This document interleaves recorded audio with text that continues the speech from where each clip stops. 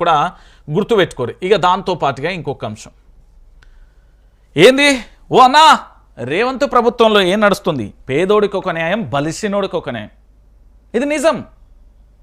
బలిసినోడు అంటే ఆర్థికంగా బలిసినోడికి ఒక న్యాయం, పేదోడి కంటే తినడానికి తిండి లేనోడికి ఒక న్యాయం.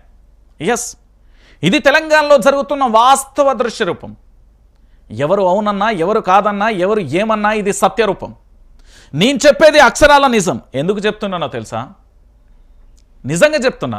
ఏం జరుగుతుందో ఒకసారి చూడు.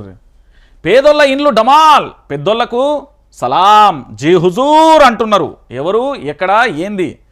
ఇది పెద్దోళ్ళది వదిలేయి, పేదోళ్ళది కూల్చేయి. ఇక్కడ మళ్ళొకసారి వీళ్ళకి జూమ్ చేసి చూపెట్టి, తెలంగాణ ప్రాంత ప్రజలారా ఈ రెండు ఫోటోలను ఒకసారి చూడు. ఇది బలిసినోడిది, ఇది పేదోడిది. ఇది డబ్బున్నోడిది, ఇది పేదోళ్ళది. ఇది రాజకీయ అండదండున్నోడి, ఇది తమను తమ రెక్కల కష్టం మీద బతికే పేదోళ్ళది. చూడురి, ఈ రెండు ఫోటోలకు తేడా చూడురి.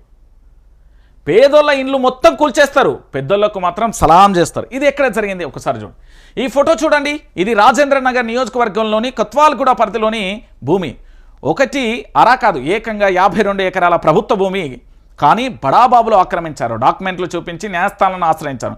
కోర్టులో కేసు ఉండగానే భూములు చేతులు మారాయి. కోట్లాది రూపాయల లావాదేవీలు జరిగాయి. ఫంక్షన్ హాళ్లు, ఇతరత్ర నిర్మాణాలు వెలిచాయి. ఈ నేపథ్యంలో రంగారెడ్డి జిల్లా కోర్టు 52 ఎకరాల భూమి ప్రభుత్వందేనని, ప్రైవేటు వ్యక్తులది కాదని నేరుడు డిసెంబర్లో తీర్పు చెప్పింది.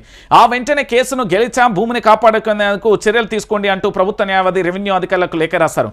అనంతరం నెల క్రితం కోర్టు తీర్పు కాపీని అధికారులకు సేకరించింది. కానీ ఆ భూమి వంక అధికారులు కన్నెత్తి కూడా చూసిన దాఖలాలు.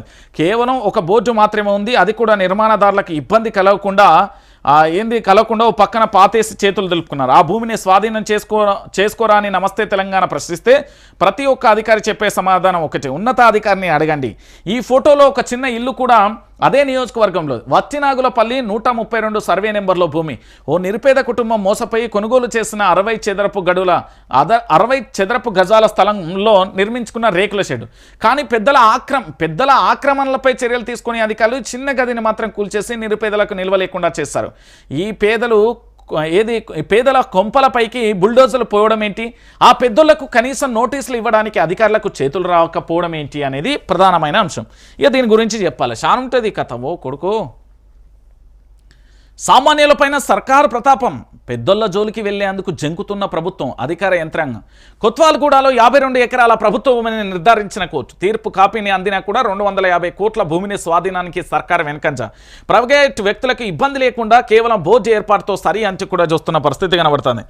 రాజేంద్ర నగర్ నియోజకవర్గ పరిధిలోని వత్తినాగులపల్లి సర్వే నెంబర్ 132 ప్రభుత్వ భూమిలో దశాబ్దాల క్రితం నిరుపేదలకు ఒక్కొక్కరికి 60 గజాల మేర పట్టాలు ఇచ్చారు. అది పోను మిగిలిన భూమిపై కొంతమంది రాజకీయ నాయకులు కన్నేసారు. ఎంతో కొంత ఇస్తే ఇల్లు కట్టుకునేందుకు సహకరిస్తామంటే ఓ నిరుపేద కుటుంబం సొంత నీడ దొరుకుతుందన్న ఆశతోని కూలి పని చేయగా వచ్చిన సొమ్ముతోని కొంత మిగిల్చుకొని బంగారం అమ్మి 60 గజాలలో ఒక చిన్న గదిని నిర్మించుకొని జీవిస్తున్నారు. రాజకీయ నాయకులు విక్రయించి డబ్బులు తీసుకున్నప్పుడు కానీ, ఆ చిన్న గది నిర్మాణం జరుగుతున్నప్పుడు కానీ అధికారులు ఎవరు కూడా అక్కడ కన్నెత్తి కూడా చూడలే. కానీ పూర్తి స్థాయిలో ప్రభుత్వ పెద్దలు చెరువులు ప్రభుత్వ భూములు అంటూ వచ్చిన పరిస్థితి కనబడుతుంది. ఇక మా ముఖ్యమంత్రి యనుమల రేవంత్ రెడ్డి గారు, హైడ్రా కమిషనర్ రంగనాథ్ గారు ఏమైంది సార్, దీని సంగతి ఏంది సార్, ఏమైంది సారు, ఇక సంగతి ఏంది, ఏం జరుగుతుంది ఇడా తెర వెనుక? హైడ్రా అనేది పేద ప్రజల కోసం వచ్చింది, పేద ప్రజల కోసం జరుగుతున్న హైడ్రా. ఇది ముఖ్యంగా మన హైదరాబాద్కు సంబంధించి చెరువుల రక్షణ కోసం, ప్రభుత్వ భూములను కాపాడడం కోసం. తెర వెనక అరే గవన్ ఏమని ఏంబ్రా కథ అవన్నీ లేపేసారు, పైనుండి ఆదేశాలని అవి ముట్టుకోకుర్రు, రే మన ఉద్యోగాలు పోతాయి. ఇది కథ. నిజంగా అధికారి అనే వ్యక్తి అధికారిలా పనిచేస్తే బాగానే ఉండు. ఇది నేను చెప్పిన మాట కాదు, మా కాంగ్రెస్ ఎమ్మెల్యే అనిరుద్ రెడ్డి చెప్పిన మాట. ఇది నేను చెప్పిన మాట కాదు. బక్కజేడ్సన్ అని ఉంటాడు కాంగ్రెస్ పార్టీలో ఉండే, ఇప్పటికీ బహిష్కరించినా కూడా ఆయన కాంగ్రెస్ వాదే అనుకోండి. ఆయన పూర్తి స్థాయిలో కూడా ఆయన చాలా సందర్భాలలో కంప్లైంట్ చేసి, ఆయన కంప్లైంట్ చేసిన దానికి ఆయనకి ఏమైనా ఉన్నదా? ఆయన ఇంటి మూడు చుట్టూ పోలీసు వాళ్ళు తిరుగుడు తప్ప ఏ లేదాడ. ఇదొకటి. ఇక చూడుర్రి, హైడ్రా ఇంటి పాలాభిషేకాలు అన్నీ చేస్తారు కదా. పేదోళ్ళు ఇల్లు కూల్చేసి బలిసినోడు ఇంటి జోలికి పోవడానికి గజ వణుకుతుంది. ఇది నేను చెప్పిన మాట కాదు. ఇక్కడ సాక్ష్యాలతో సహా 2 పిక్చర్స్ చాలా స్పష్టంగా కనబడుతుంది. ఏంది దీని సంగతి? చెప్పుర్రి మరి. మా ఉద్యోగాలు పోతాయి.